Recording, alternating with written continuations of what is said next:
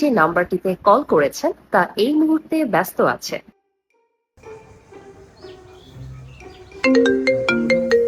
আপনি যে নাম্বারটিতে কল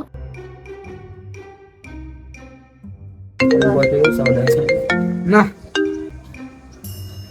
আপনি যে নাম্বারটিতে কল করেছেন তা এই এই শালা কোন জায়গা গেছে দেই সওয়াল না।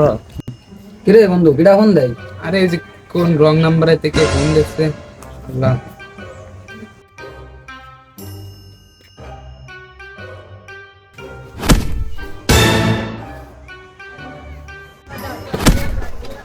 তুই ফোন ধরিস না কেন?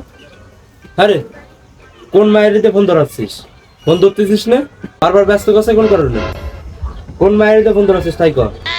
এই পার্কে আছে মায়ের নিয়ে। এই আমি তো একটা বন্ধুকে হাত দিছিস তুই কি এই তোর বাড়ি কোন তুই বন্ধুকে হাত দিস? হ্যাঁ তোর বাসা কোথায়? হ্যাঁ আমি তো একটা বন্ধুকে হাত দিস। আরে তুই খুঁজাস না আজকে। আরে ওই যে আমার আব্বা। আঙ্কেল আসসালামু আলাইকুম। ওয়ালাইকুম আসসালাম। তুমি কিডা? আসলে আপনি তো আমার বন্ধুর বাপ মানে আমার বাপ মানে বোঝেন তো বলেছিল সব জায়গায় দেখে শুনে কাজ করতে হয়। A few moments later. তুই কোন মায়ের কাছে ফোন দিছিলি? কোন মায়ের দে ফোন ধরাচ্ছে খালি ব্যস্ত ব্যস্ত করছে।